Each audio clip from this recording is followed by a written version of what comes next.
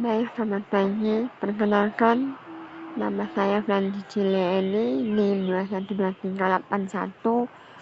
21238140005. Di sini saya akan menjelaskan tentang konten strategi marketing, mata kuliah pemasaran produk. Yang pertama, definisi konten marketing. Menurut Konten Marketing Institute, konten marketing bisa didefinisikan sebagai sebuah strategi marketing yang fokus dalam membuat dan mendiskusikan konten yang berharga, relevan, dan konsisten untuk menarik dan mendapatkan audiens dengan tujuan akhir untuk menghasilkan keuntungan bagi sebuah bisnis. Mengapa bisnis memerlukan konten? Pentingnya konten marketing telah berkembang secara signifikan. Konten marketing adalah salah satu cara penting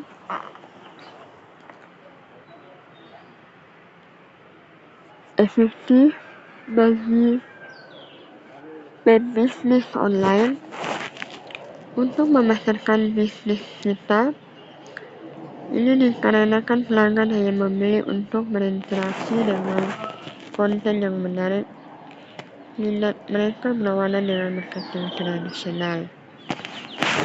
Secara statistik, konten marketing dapat meningkatkan conversion rate sebesar 6 kali lipat.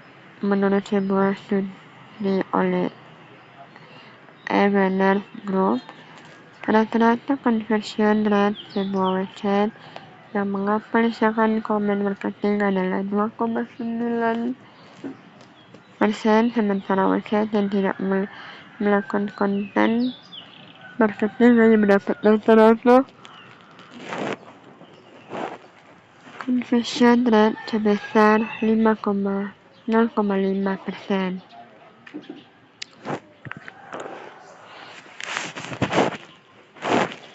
Jika masih tidak yakin dengan efektifan konten marketing, masih banyak studi yang dapat membantu menjelaskan mengapa kita melakukan konten marketing.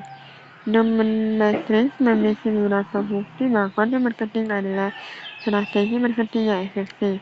Konten marketing dianggap sebagai strategi marketing yang harus dilakukan karena konten berbicara langsung kepada pelanggan kita. Dengan adanya konten, kita bisa meningkatkan komunikasi antara mereka dan klien, baik dalam hal yang kita katakan dan beberapa kuat dampaknya terhadap mereka.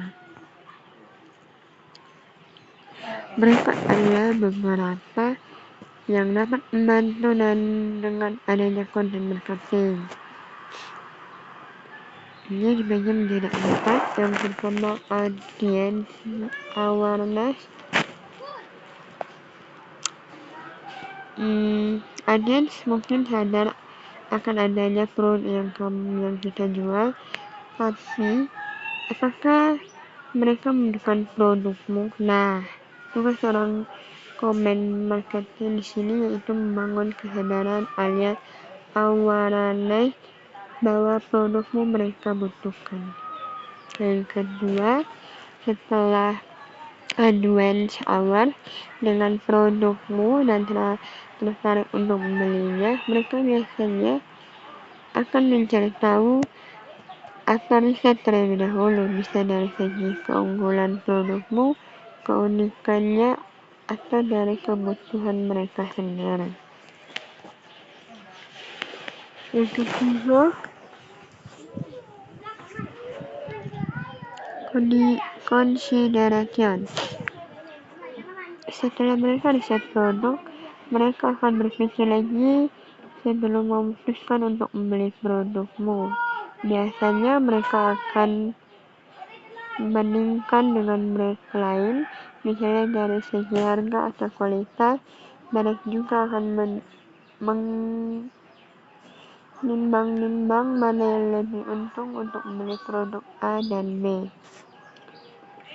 Yang keempat, beli. Di saat terakhir ini, audiens akhirnya memutuskan untuk membeli sebuah produk yang sesuai dengan keinginan dan kebutuhannya. Nah, dari kesempatan ini, konten marketing sangat penting untuk mempengaruhi perilaku pembelian.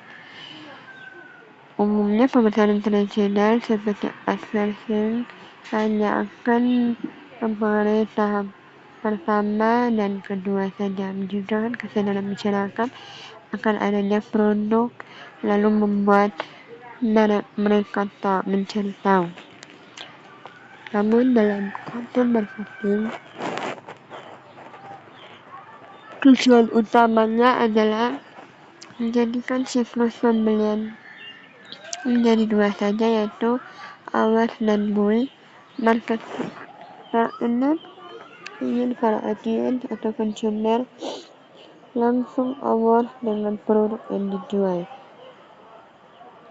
tanpa harus riset panjang dan berpikir serta membandingkan dengan produk lain. Dengan konten yang dibuat, diharapkan para audiens langsung ke tahap pembelian tanpa ragu membeli produk tersebut.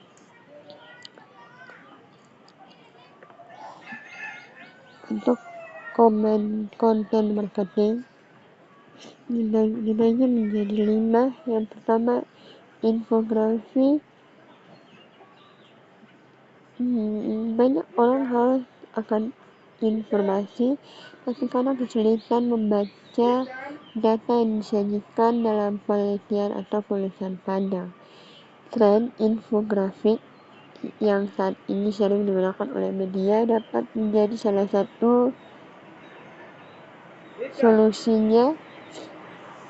Infografi bisa menjadikan data yang rumit dalam bentuk yang mudah dipahami.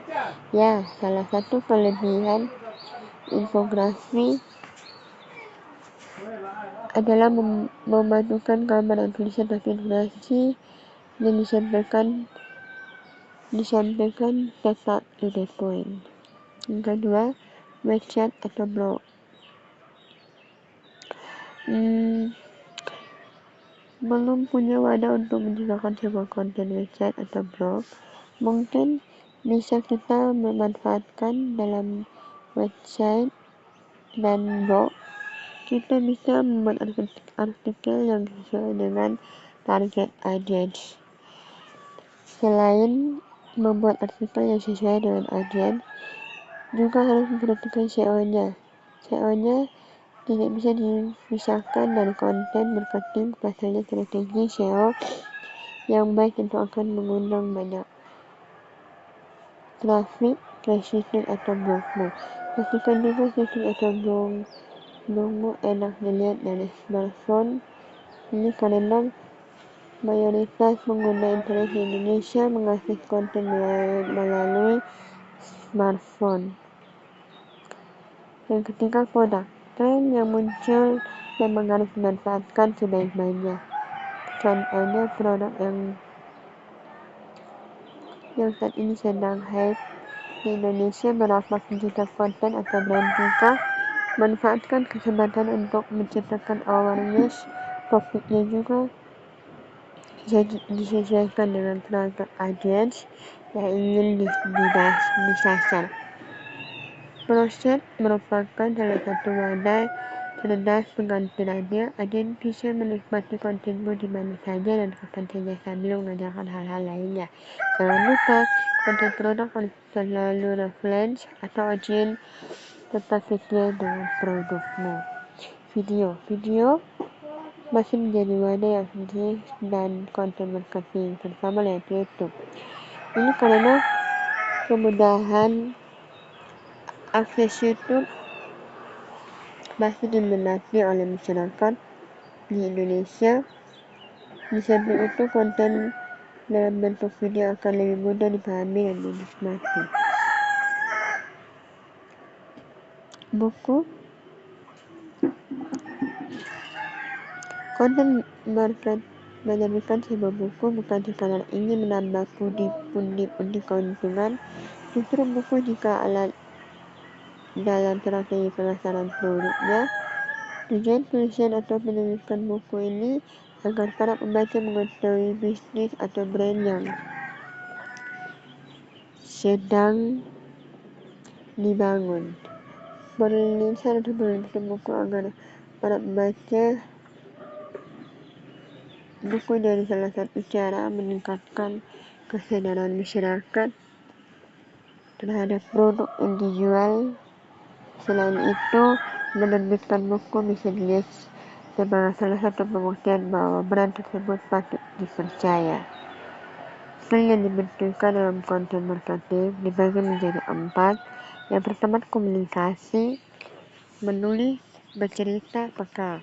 Yang pertama, komunikasi. Skill dalam berkomunikasi sangat penting untuk pekerjaan di bidang apapun.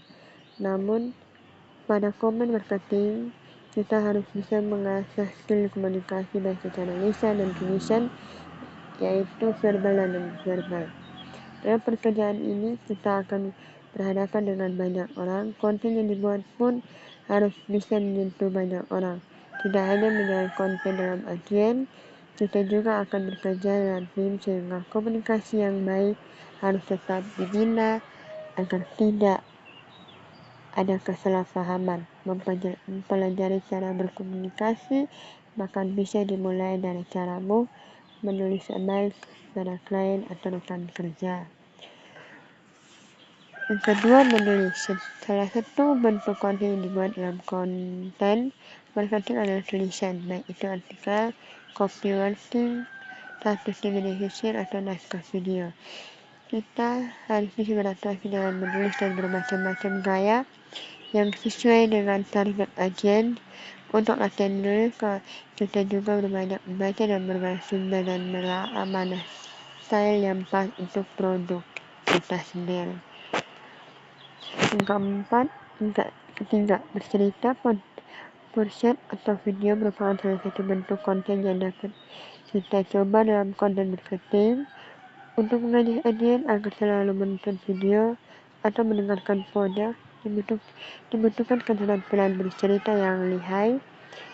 Kalau kita punya keterampilan dan bakat dalam bidang ini atau ingin mengasahnya, ikuti kelas public speaking atau kelas radio. Yang keempat, peka. Kita harus selalu peka dalam tren yang muncul saat ini, ikuti perkembangannya. Apa yang saat ini sedang terjadi atau digemari banyak orang sehingga konten kita tidak terlihat basi. Kita juga harus kreativitas dalam melihat tren saat ini. Pilih dengan baik tren mana yang bisa kamu manfaatkan untuk meningkatkan awareness pada produkmu dan mana yang tidak diperlukan. Sekian, thank you. Sekian dan terima kasih waktu yang diberikan kepada saya.